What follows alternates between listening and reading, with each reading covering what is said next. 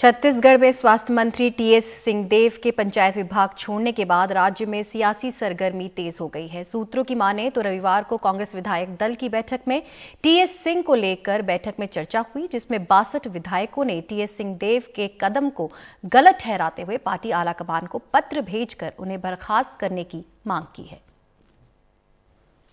छत्तीसगढ़ में 2.5 साल मुख्यमंत्री का फॉर्मूला ठंडे बस्ते में जाने के 6 महीने बाद स्वास्थ्य मंत्री टीएस सिंहदेव ने आधे विभाग यानी पंचायत मंत्रालय छोड़ दिया है।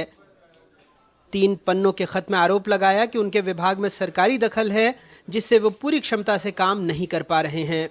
मुझे मीडिया के माध्यम से पता चला है, मुझे पत्र नहीं मिला है। मिलेगा तो मैं उसे परीक्षण करूंगा। लगातार आप घोषणा पत्र पे काम कर रहे हैं, टीएस सिंहदेव कह रहे हैं कि घोषणा पत्र के अनुरूप काम नहीं हो रहा है। मैंने पहले ही कहा कि मुझे मीडिया के माध्यम से पता चला, जब मेरे पास पत्र आएगा तो मैं इसमें विचार करूंगा। कांग्रेस के वरिष्ठ नेता कह रहे हैं कई विधायक सिंहदेव के खत से नाराज हैं।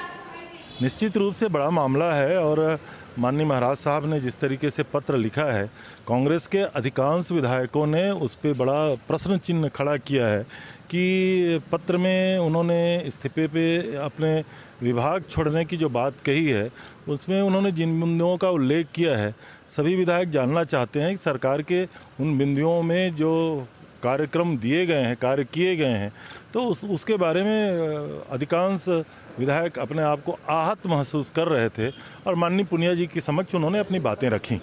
सिंहदेव ने भी तलवार तान रखी है। कहा, मुझे आरोपों का पता नहीं, पता होता तो अपना पक्ष रखने मौजूद रहता।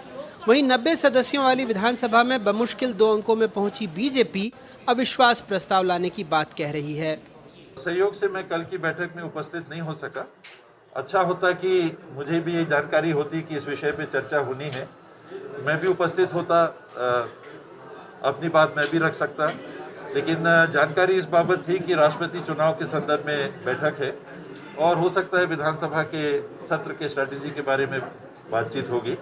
सरकार के 3.5 साल के कार्यकाल समाप्त हो गए। अब हमारे कहने का क्या है, सरकार ही के जो प्रमुख अंग है और ये कहा जाए कि नंबर 2 उस सरकार में जब पंचायत मंत्री अपने कर्तव्यों का निर्वहन नहीं कर पा रहे हैं, यहाँ 8 लाख लोगों का आवास देने में ये सरकार असफल रही है, अपने घोषणा पत्र को पूरा नहीं कर पा रही है। पूरे गर्मी में जो मनरेगा का कार्य चलना चाहिए, उस समय साजिश के तहत उनके अनुसार से वो काम नहीं हुआ, लोग हड़ताल पर गए।